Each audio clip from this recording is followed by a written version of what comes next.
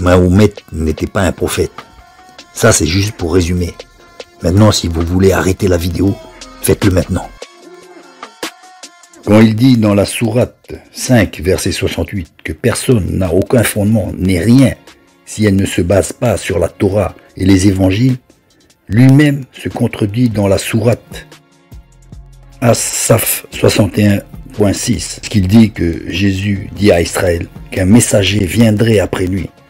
Mahomet ne peut être le messager de Dieu, puisque son message est totalement différent du message de Jésus-Christ. Que 7 siècles avant la venue de Mahomet, Jésus-Christ avait déjà envoyé ses messagers dans le monde pour annoncer la bonne nouvelle du salut par grâce. J'ai reçu les pleins pouvoirs dans le ciel et sur la terre. Allez donc dans le monde entier, faites des disciples parmi tous les peuples, baptisez-les au nom du Père, du Fils et du Saint-Esprit. Et Jésus de préciser à ses disciples que celui qui croira sera sauvé, celui qui ne croira pas sera condamné. Ainsi donc, les seuls messagers à venir après Jésus-Christ sont les rachetés, ceux qui se sont convertis à Jésus-Christ et qui annoncent le message de Jésus-Christ, à savoir la repentance pour accéder au salut. Il n'y a pas d'autre messager que les envoyés de Jésus-Christ.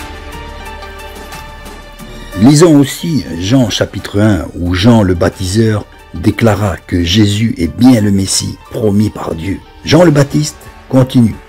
J'ai vu l'Esprit Saint descendre sur lui comme une colombe, car Jésus est celui qui peut baptiser dans le Saint-Esprit. Ainsi Mahomet ne pouvait dire la vérité, car il a oublié que les croyants convertis se font baptiser et reçoivent le Saint-Esprit. Que celui qui a des oreilles pour entendre, entende. Mahomet n'a jamais enseigné de se faire baptiser comme signe de conversion.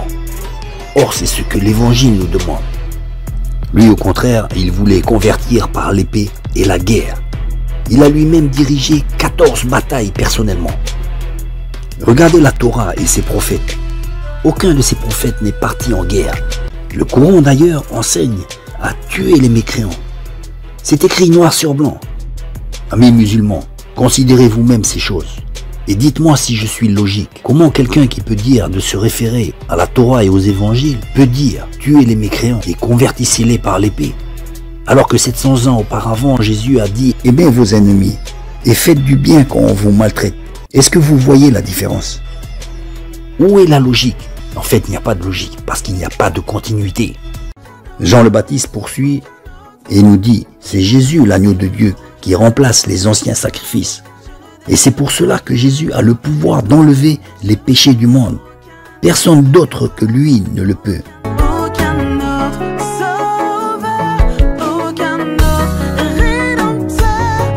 En effet, Mahomet ne voulait pas de la révélation divine, malgré ses fréquentations avec un prêtre chrétien nestorien. Il a eu l'orgueil d'avoir sa propre révélation pour se hisser dans la gloire. Tout a été manigancé pour inventer des événements, ainsi quand il dit que les Ad et les Tamoud disparurent parce qu'ils n'avaient pas voulu se convertir. En fait, ces peuples étaient déjà en voie d'extinction, comme on peut le voir aujourd'hui, avec des tribus réduites à ne plus pouvoir se reproduire et se renouveler.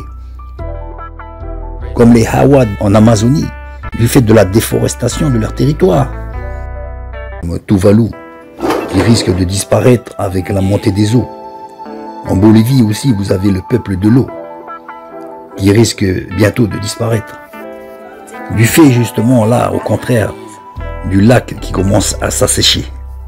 Vous avez aussi les Indiens de la Terre de Feu, qui n'étaient plus que 120 en 1924, alors qu'ils étaient environ 5000 autrefois, et sûrement bien plus jadis. Actuellement, il n'en resterait que 50. Et je pourrais moi-même aussi jouer aux prophètes, en affirmant leur extinction, à cause de leur refus de se convertir. C'est trop facile. Bien des peuples ont déjà disparu, sans que ce soit pour cause de rébellion quelconque à quelconque religion. Soyons intelligents. Vous voulez encore des preuves? La sourate 30, où les Romains sont vaincus par les Perses en 614, mais qu'ensuite ils furent à leur tour vaincus par les Romains en 622.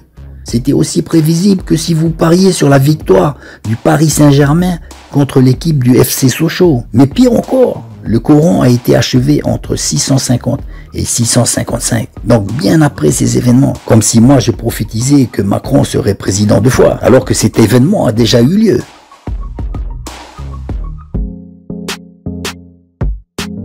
Trop de preuves visibles par tous sont écrites dans le Coran, comme si Mohammed se dénonçait lui-même. Aucun avocat ne peut le défendre. Les preuves de ses égarements sont écrites directement dans le Coran. Je vais essayer de ne pas être trop long. La preuve de ses erreurs sont déjà multiples dans la sourate 41, verset 20. Mahomet ne peut être le messager de Dieu, puisque son message est totalement différent du message de Jésus-Christ. Et que 7 siècles avant la venue de Mahomet, Jésus-Christ avait déjà envoyé ses messagers dans le monde.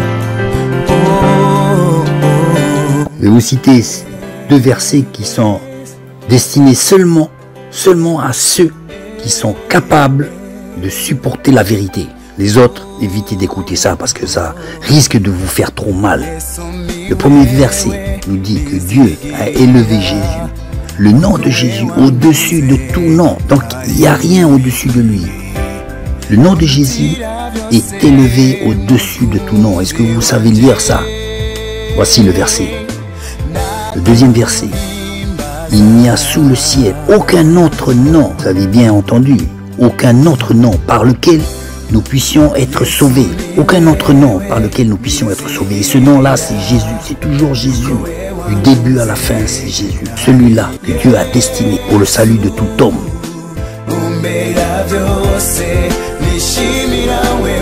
Même quand il dit que les anges se prosternèrent devant Adam, c'est possible qu'une créature telle qu'un ange ou un archange qui a été créé pour honorer et servir Dieu puisse se prosterner devant une créature que Dieu lui-même a fait. Les anges et les archanges et les séraphins sont des créatures qui ont été créées par Dieu pour son service à lui, pas pour les hommes, pas pour qu'ils se prosternent devant les hommes, la propre créature de Dieu.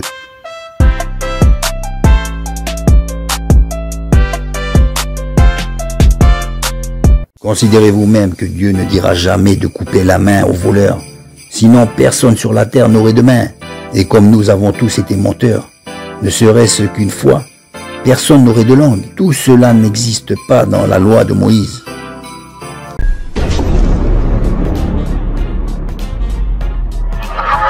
Encore un verset tiré de son contexte pour pouvoir essayer, pour faire croire à une prophétie.